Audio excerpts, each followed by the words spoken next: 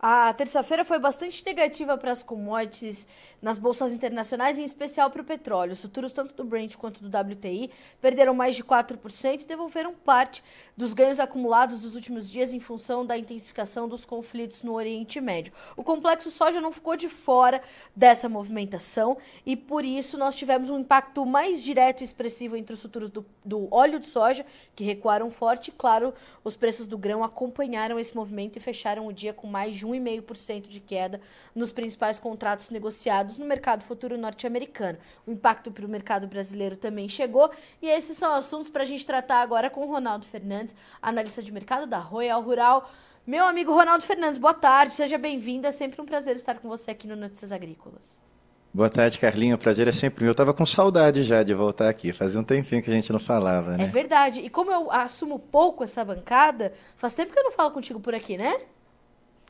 Fazia um tempinho, mas agora vamos matar essa saudade aí e desbravar esse nosso mercado. Como é que E esse escolhemos movimento um bom dia, agressivo que hein, a gente está Ronaldo vendo Fernandes? hoje, né? 4% de queda no petróleo. Parte disso foi refletido, portanto, no complexo soja para óleo, para farelo e principalmente para soja em grão. Teve um impacto dessa despencada do petróleo? Teve, mas é importante a gente entender o porquê dessa despencada do petróleo, né? Antes da gente focar no Oriente Médio, obviamente tem ali motivos do Oriente Médio. A gente teve o vice-líder do Hezbollah dizendo que aceitaria um cessar-fogo. Mais importante do que isso até, teve uma postagem no The Jerusalem Post mais cedo falando que Israel, o exército israelense não ia focar nos poços de petróleo, porque na verdade esse era o grande medo do mercado, Israel atacar os poços de petróleo no Irã. Ali é o quintal da Arábia Saudita, da OPEP. Embora a Arábia Saudita é o principal produtor de petróleo, com mais de 13, 14%, o Irã ele também é importante. Do petróleo mundial, 4% é o Irã que produz. É muita coisa. E aí o mercado tinha o medo de que Israel atacasse os poços de petróleo do Irã. E aí veio uma postagem de um jornal israelense dizendo, olha, não, pelo que nós temos de informação aqui, o Exército vai focar em instalações de inteligência, outras instalações militares, e não tem o interesse de atacar os poços de petróleo. Parece que é Israel respondendo a um pedido do Biden, porque a gente tem visto, desde que o Biden assumiu como presidente, esse combate dele para o petróleo baixar o preço. Quando ele assume, barril de petróleo era perto de $100 o barril. Agora, com muito custo, chegou abaixo de 70. Quando a guerra Israel e Hamas virou ali para o Irã, o petróleo volta a subir acima de 70. Então, Israel parece que deve estar atendendo a um pedido dos Estados Unidos. Essa notícia endossa esse movimento de que Israel não deve atacar, mas um pouco acima disso também, Carla, eu também vejo um medo com a demanda. Então, por um lado, a gente tem, tirando de frente, o medo da oferta. Peraí, não vai atacar petróleo, não vai atacar estoque, vai continuar a oferta como a gente tem visto. Mas, por outro lado, o grande movimento de hoje, e eu acredito até que de uma forma exagerada a reação do mercado, eram as expectativas da volta da China do feriado. Foi uma semana com o mercado chinês fechado. Quando o mercado volta, criou-se uma expectativa de que ele ia anunciar novas medidas de estímulo. A China vai derrubar mais dinheiro no seu mercado ali, vai aquecer a sua economia, e isso não aconteceu. Então você junta Israel não atacando os postos de petróleo, o vice-líder do Hezbollah dizendo ali que aceitaria um cessar-fogo, mais um medo da demanda chinesa, aí a gente tem tudo para baixo, Carla. Agora, Ronaldo, o quanto desse movimento ainda tem vida útil no mercado? Porque nós vimos então as altas serem bastante agressivas, um rally do mercado, né, com ganhos consecutivos e bastante intensos, o mercado vai devolvendo. Qualquer notícia que continue a chegar do Oriente Médio pode continuar mantendo esse mercado ainda muito volátil, ou o cenário de fundamentos em algum momento pode falar mais alto e manter esse movimento de ajuste, esse movimento de correção? É importante o produtor entender duas coisas. Uma é tendência para o preço físico dele, lá na porta da fazenda, na boca da colheitadeira, na hora que ele for vender. E a outra coisa é a tendência que vai movimentar as bolsas, que vai trazer oscilação, vai trazer exagero um dia ou outro. Por que é importante a gente entender isso? Primeiro, respondendo a pergunta de trás para frente, olhando para o nosso mercado interno, por mais que Chicago tenha sofrido essa queda e pode vir com mais quedas pela frente, tanto pela colheita dos Estados Unidos, que está quase na metade, quanto pelo relatório do FDA, que caso venha baixista, eu não acredito que o preço da soja brasileira venha cair agora. A gente está falando de preço porto na casa de 140, vai para 142, 143 em alguns momentos, mas eu não acredito perdendo essa referência. Pode vir para 139, mas eu acho que para deixar claro, eu não quero acertar o olho da mosca, mas eu não acredito perdendo, distanciando desses 140 no porto. E aí é a conta que o produtor faz para a casa dele, pega os 140 no porto e desconta o frete. Primeiro porque o nosso plantio está começando com bastante medo, está atrasado, tem tempo ainda de recuperar, as chuvas acontecendo como os mapas estão marcando agora para o meio de outubro em diante.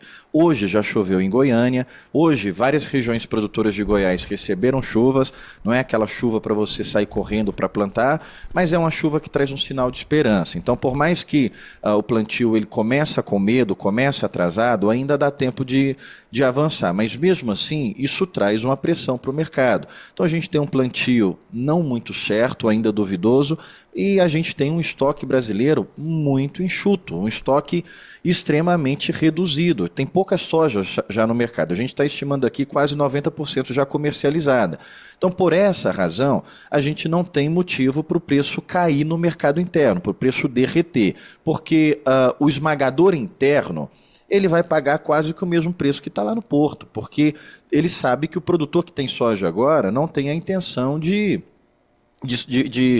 inundar o mercado, vir todo mundo e ofertar ao mesmo tempo. Ele vai soltando a contra-gotas. Então, para o mercado disponível, não acredito em queda agora até o final do ano. Agora, olhando para o mercado futuro, essas quedas que a gente está vendo em Chicago, é claro que elas vão impactar.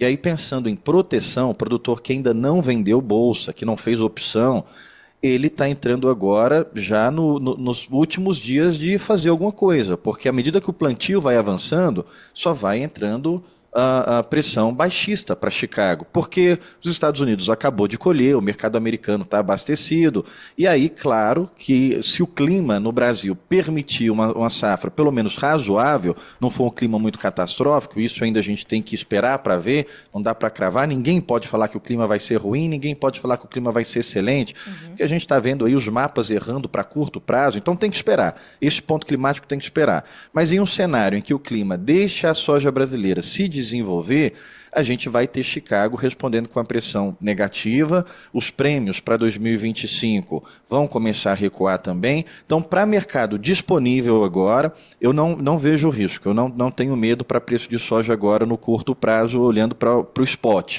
Agora, para mercado futuro, é o momento de estar olhando para fazer as suas proteções, porque a chuva vindo vai trazer uma pressão a mais, e é esse ponto que você colocou agora, essa pressão de influência externa, de petróleo, de guerra, ela já está no preço, ela já acabou?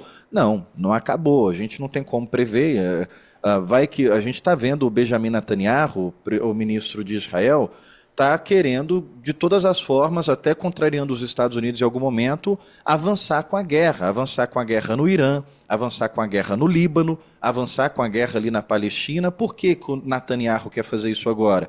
Porque Israel está cansada de ser atacada por essas frentes, ser atacada por grupos terroristas, e agora, bom, eu sei que isso divide muitas opiniões, mas agora o Netanyahu ele vê uma oportunidade de acabar com isso de uma vez, derrotar de fato seus inimigos, dissolver esses grupos terroristas. Só que, do outro lado, a gente tem os movimentos humanitários, o próprio Estados Unidos em campanha eleitoral, e esse é um tema muito sensível para eleitor, pedindo para que Israel manere, para que Israel vá mais devagar. A guerra agora acabou de fazer um ano, dia 7 de outubro, completou exatamente um ano que o Hamas atacou Israel, e nesse um ano a gente já está vendo agora ataques ao Líbano e ataque ao Irã. Então o petróleo ele vai fazer influência para a soja, como hoje a gente está vendo. O petróleo está caindo 4%, a soja quase 2% de queda. Só que eu não acredito que ele é forte o suficiente para superar os fundamentos. O problema é que a gente também tem fundamento de queda. A colheita americana avançando como está, puxa para baixo. Mas hoje, Carla, eu acredito que o mercado está tendo uma reação exagerada. Se a gente tivesse só a colheita dos Estados Unidos nos 47%, as chuvas no Brasil acontecendo, eu não acredito que de uma vez caia 1% hoje, não. Então o petróleo está fazendo influência. Olhando para a tendência, a gente tem que olhar muito para a China, porque é o principal demandador. Então, para te devolver, quem tem soja ainda disponível, os 10% que não foi comercializado, Acredito que pode pensar com calma. Não acredito que tenha uma pressão de alta grande pela frente. Talvez não faça sentido você arrastar essa soja por mais tempo, porque me parece que a soja já está no teto, nos preços de agora. Então, talvez a gente falava muito aqui, lá em julho, soja chegou a 143, 144 no porto. A gente falou, ó, 144 no porto, difícil ir para cima. Por que você já não pensa em vender isso logo? Então agora voltou para 140. Claro que quem vendeu lá atrás vende melhor do que quem vendeu agora. Mas digo a mesma coisa, por que você já não pensa em vender agora? Porque se ela não tem muita força para subir, você só vai ficar carregando isso à conta de carrego. Mas também não precisa desesperar que eu não vejo fator para cair, despencar os preços agora. Agora, para longo prazo, tem todas essas influências que o mercado não consegue controlar e a gente está vendo que quando ele reage para baixo, ele reage exagerado, Carla. Agora, Ronaldo, como é que os demandadores observam esses dois cenários? Porque eu imagino que quando a gente olha para essa soja disponível base porto, na casa dos R$ 140 por saca, para o importador, nós já não sejamos tão atrativos e, de repente, ele vai olhar para um outro mercado. Mas pensando na safra nova, aí eu quero entender de ti como é que estão os dois cenários e a demanda para essas duas sojas do Brasil. Olhando para a safra nova, e uma safra que deve ser robusta, apesar desse plantio se iniciando um pouco atravancado e preocupante, como você pontuou. Como é que os demandadores estão olhando para essas duas oportunidades de compra, embora, se ele olhar para a safra 24, 25, ele tem talvez um preço mais atrativo olhando para o produto brasileiro, mas uma insegurança, uma incerteza da oferta de quando ela começa a chegar aqui nos portos brasileiros? A gente está estimando aqui 170 milhões de toneladas e vai depender do clima. Obviamente, se a gente ajusta isso para cima, para baixo ou mantém, clima São Pedro, é joelho no chão, não é? A gente olha mapa, os olhares nos computadores, mas acima disso é joelho no chão, porque é realmente incerto o poder do clima durante esse desenvolvimento. Mas, bom, pegando a sua resposta em ordem cronológica, respondendo você em ordem cronológica, agora nesse período que a gente não tem muita soja, já é o período que o Brasil reduz as suas importações. A gente viu o SESEX fechando os números de setembro, já saiu mais milho do que soja, e a partir daí é assim, a soja ela só vai diminuindo o ritmo. Então, por um lado, para o mercado internacional, não é problema que o Brasil não tenha muita soja, porque eles já não estão comprando do Brasil, eles só estão embarcando aquilo que já foi vendido lá atrás. Não tem novas vendas de soja para embarque agora. O mercado internacional já está olhando para os Estados Unidos e isso é a coisa mais óbvia. O Brasil está passando por sua fase de plantio, enquanto os Estados Unidos estão passando por sua colheita. Então agora é a hora de comprar soja americana, porque nós somos concorrentes diretos. Mas olhando para o futuro, Carla, a gente tem que lembrar que esse ano a Argentina voltou para o jogo. E a Argentina voltou a entregar para o mercado internacional a quantidade de farelo que ela costumava entregar. Não soja in natura, mas farelo e óleo, a Argentina sempre foi o principal vendedor. No momento em que os Estados Unidos e o Brasil entraram forte para competir, quem ia tapar o buraco que a Argentina deixou no ano passado? Então, as produções de farelo do mundo, elas entraram em 2024 com excesso de oferta. Não está faltando farelo no mundo, os estoques de farelo estão relativamente altos. Então esse é um ponto que a gente vai começar sendo pressionado para 2025. O outro ponto, o mercado chinês. Já faz tempo que a China tem dado estímulos internos para aumentar sua capacidade de estocagem e para aumentar sua capacidade de produção. Produção de soja, a China vai demorar anos para poder subir, para poder dizer que ela é autossuficiente. Milho, não. Milho 2025 a gente pode ter uma surpresa com o mercado chinês. A gente pode ver a China reduzindo drasticamente as suas compras de milho, porque aos 2, 3 últimos anos passados, a China conseguiu recuperar sua produção de milho e está mantendo seus estoques acima de 200 milhões de toneladas. A China guarda uma produção inteira de milho. Soja, ela também está tentando aumentar o seu estoque para quando os preços estiverem altos, ela ter o estoque interno dela para poder oferecer para o mercado a um preço mais baixo, não deixar pesar para o comprador interno da China. Então agora, a bola da vez volta a ser a demanda, porque hoje é uma reação disso, hoje até pode ser um pequeno vislumbre do que a gente pode ver pela frente, porque o mercado esperava que a Comissão Nacional de Desenvolvimento e Reforma da China anunciasse estímulos novos. Não anunciou. Então, o que o mercado cria de medo? Será que a demanda chinesa, não é que ela vai reduzir? Não vai reduzir, como o mercado às vezes exagera as notícias. Mas o ponto é, será que ela não vai crescer para absorver uma maior oferta que a gente já tem no mercado? Agora, se o Brasil produzir bem, se a Argentina produzir bem, maior oferta de soja para o ano que vem, com um cenário já mais ofertado de farelo. Então, esse é o medo. Não é a China cair a demanda, é que ela precisa aumentar a sua demanda para absorver o que está sendo produzido, o que está sendo ofertado. Agora, essa semana, a gente tem relatório do FDA, o mercado começa a criar as expectativas. No início da semana, até a semana passada, o mercado acreditava que podia vir aumento do estoque final dos Estados Unidos. Essa semana as conversas começaram a mudar, apostando numa pequena redução.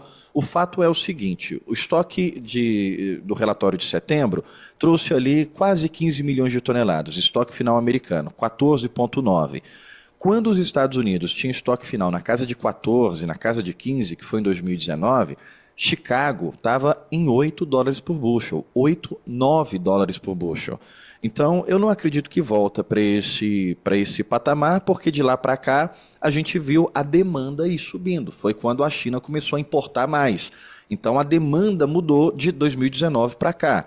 Mas será que a gente consegue voltar para 11? Acho que não. O ponto agora é saber o quanto Chicago consegue se sustentar na casa dos 10. Mais uma vez, para soja spot, não acho que faz diferença Chicago cair ou subir, porque o prêmio corrige, o prêmio interno, o esmagador interno está pagando bem, vai manter os preços de soja spot altos, mas a soja futura que é o grande risco, Carla. Tá, agora, Ronaldo, a gente está falando de qual o tamanho desse risco, para o produtor entender. Esse preço, essa informação é muito importante. Quanto a soja se sustenta nos 10, mais do que isso. Quero entender como é que estão os prêmios para 2025 e como é que o câmbio está agindo para formar esses preços. Nós estamos falando de uma soja no spot base Porto, na casa de R$140. Se a gente olha para a nova soja ou para a soja da safra nova, a gente está olhando que indicativos de preços e o quanto ele traz de rentabilidade para o produtor nesse momento. A gente já teve prêmios melhores, os prêmios voltaram a cair, a gente olha a partir eu acredito até que como o Brasil pode atrasar um pouco, porque a gente começou, não dá nem para falar isso, falar que o Brasil vai atrasar a colheita esse ano, mas eu acho que é o que a gente tem que esperar, porque se a colheita, se o plantio não começou a 100%, alguma coisa pode prejudicar lá na hora da colheita. Se a gente tiver uma colheita mais tardia, mais atrasada, os prêmios de fevereiro, janeiro, vão ter que melhorar, porque a gente está falando hoje de prêmio negativo de novo, -5, mas não é o prêmio que eu acho que se mantém caso a nossa colheita atrase. Então, o primeiro ponto, a gente vai ter que observar qual que vai ser o ciclo da soja. Como eu disse, está um plantio um pouco mais atrasado, mas ainda em tempo de recuperar.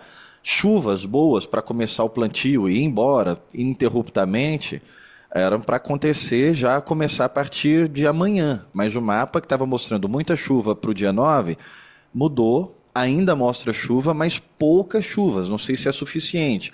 O mapa continua mostrando bons volumes de chuva para a semana, para o final dessa semana, a partir de quinta-feira, e chovendo bastante em bons volumes. Só que o que eu estou querendo dizer aqui, até semana passada, essa boa chuva, ela já começava na quinta-feira, na quarta-feira. Agora é pouca chuva para quarta e as boas chuvas para quinta. Então, está sempre jogando um dia para frente. Vai aumentando a ansiedade do produtor que tem que plantar. Então, o primeiro passo a gente vai ter que esperar o plantio desenvolver para saber, de fato, qual que é a janela da colheita. Porque se a nossa colheita for atrasar, obviamente, janeiro, fevereiro, os preços vão ter que subir. Mas, olhando para futuro mesmo, 25, colheita já em desenvolvimento, passado todo esse momento de dúvida, já consolidado, vamos falar que a colheita vai avançar bem a partir de fevereiro, aí Chicago já volta a fazer peso, Carla. O câmbio vai depender muito de como o Brasil vai fechar o déficit primário. Esse é o nosso principal ponto para câmbio. Banco Central americano, cortar juros, já está precificado. O Jeremy Powell já deixou claro que são 25 cortes nas próximas reuniões, então já está em ponta o que vai cortar de juros nos Estados Unidos. Aqui no Brasil, o Galípolo está foi ser batinado, vai ser o presidente, mas ainda o Campos Neto termina o ano. A gente acredita que a Selic termina acima de 11, uma parte disso também já está precificada, é dólar na casa de 5,40 a 5,30. Mas o ponto para câmbio mesmo é saber como que vão fechar as contas públicas. Se a conta pública fechar devendo mais de 28 bilhões, mais de 30 bilhões, é impeachment para o Lula, porque a lei orçamentária diz que ele não pode dever mais de 28. Hoje ele está devendo mais de 60. Eu acredito o seguinte, que ele não vai conseguir fechar a conta dentro da lei orçamentária, ele vai estourar, com as contas já estão estouradas, mas aí o STF vem dando canetada e vai dizer que tudo que passou do orçamento foi para combate à crise climática, para reconstruir o Rio Grande do Sul, para combater o incêndio de São Paulo e para combater a seca na Amazônia, os incêndios na Amazônia. Isso tudo aconteceu, isso tudo precisa de muita grana. Só que a conta ela já estava estourada antes. Então, como vai ser a reação do mercado? O mercado vai aceitar esse orçamento, esse dinheiro fora do orçamento, essa irresponsabilidade fiscal? O Congresso vai aceitar? Então, o dólar, ele já tinha todos os fatores econômicos para estar na casa de 5,20. Dólar no Brasil não faz sentido estar acima de 5,40, perto de 5,50. Dentro dos dados econômicos, dólar já era para estar abaixo de 5,30, 5,20. A gente só tem um dólar ainda esperando para ver o que vai fechar a conta fiscal. Então, dólar dando picos de alta, eu acredito que é oportunidade para o produtor ir travando alguma coisa, talvez deixar o dólar em aberto, o dólar subir, ir lá e fazer essa trava, porque eu só vejo dólar para cima por causa do nosso cenário fiscal. E está muito difícil de você estudar o cenário fiscal brasileiro, porque são duas metodologias. O Banco Central tem uma conta e o Tesouro Nacional tem outra. O Banco Central está com mais de 40 bilhões de déficit de diferença do que a conta do governo, porque o governo está considerando pegar dinheiro que está esquecido em algumas contas correntes, dinheiro congelado, dinheiro que é do povo. Não é que ele vai fazer igual o Collor fez, não estou dizendo isso não, mas tem 8 bilhões ali de dinheiros que eles chamam de dinheiros esquecidos, que ele está considerando pegar, PIS, PASEP, mais de 20 bilhões, e é dinheiro que o Banco Central não faz essa conta. Então, o governo vai usar isso como crédito, o governo vai precisar do STF para dar canetada de dinheiro fora do orçamento. Esse é o ponto que não dá para saber, Carla. E esse é o ponto que, vendo altas de câmbio, eu vejo como oportunidade, porque é o único fator altista agora que pode dar alguma esperança para preços melhores, Carla. E a gente está falando de um dólar a 5,53, subiu 0,9, vai fechar o dia com 0,9% de alta, enquanto os futuros da soja perderam um pouquinho mais do que isso em Chicago. Como é que isso está impactando, Ronaldo? O produtor, essas oportunidades elas estão aparecendo, ou a necessidade de não perder as oportunidades que estão na mesa. Como é que o produtor está avaliando tudo isso e avançando com os seus negócios? Porque ter problemas no plantio e incertezas sobre o desenvolvimento da sua safra deixa o produtor também mais reticente na hora de avançar com a comercialização, né? É natural e é inteligente isso também. Eu não consideraria não fazer absolutamente nada, porque olha só, eu entendo o produtor que ele não vou vender nada, não vou redear nada enquanto eu não começar a plantar, porque eu não sei o que eu vou produzir. A gente tem muitos amigos que têm esse pensamento. Eu acho super lógico, mas eu também acho arriscado não fazer absolutamente nada, não vender os custos, por exemplo, não vender o físico. Pode vender bolsa, ou se não quiser vender bolsa, fazer a trava do físico mesmo, mas deixar tudo exposto na espera de começar o plantio, de saber o que vai produzir, também é arriscado, porque você vai plantar, você vai produzir, e aí de repente, se lá na frente esses preços estão bem mais baixos e você não fez nada. Mas agora a gente está vendo o mercado muito mais travado. E isso reflete não só na soja, mas também no milho. Porque o produtor que está com milho agora não vendido, está esperando começar a plantar, não está ofertando milho. E enquanto vários compradores estão ainda no mercado, o pessoal às vezes não quer usar o que comprou na safrinha, o que carregou na safrinha. Muitos comerciantes venderam e estão tendo que entregar, mas não tinham comprado, aí estão vindo para o mercado tendo que comprar a qualquer preço, porque tem que honrar os contratos. A exportação fez isso também, a gente viu muitas trades que venderam e não compraram, aí estão vindo que originar e pagar mais caro. Preço Porto está sustentando já faz muitas semanas acima da paridade, Sim. Porque muitas trades venderam e estão vendo comprar agora. Venderam lá atrás e não estavam com esse milho comprado. Então a gente está vendo o mercado sem muitas ofertas. O mercado de milho está sofrendo essa pressão de alta porque o produtor ele está preocupado agora, e você que está assistindo é produtor, pode me corrigir, mas sabe melhor do que eu que é isso, que está preocupado em começar o plantio e adiantar o plantio. Eu acredito que enquanto o plantio de soja não avançar ali para os seus 30%, 40%, a gente ainda vai ter um mercado travado. Mas o alerta que eu deixo para o produtor que está com essa preocupação, não esqueça de proteger pelo menos parte dos seus custos. Eu não quero fazer 100% do custo. Se o clima não for bom, se vir um veranico aí, parar de chover, os preços vão subir.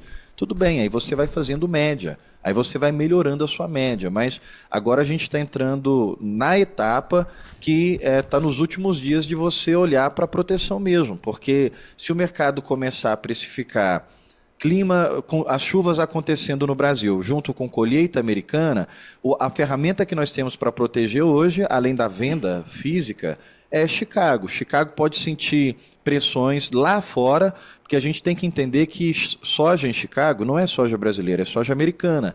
E aí pode vir uma pressão lá de fora e a gente perder esse quadro aí de tirar um dinheiro da bolsa também, cara. Bom, Ronaldo, acho que dessa forma a gente deixa bastante evidente para o produtor o que está acontecendo nesse momento e o quão é importante essa forma dele farejar essas oportunidades e entender onde ele pode atuar. Quero muito te agradecer pela companhia.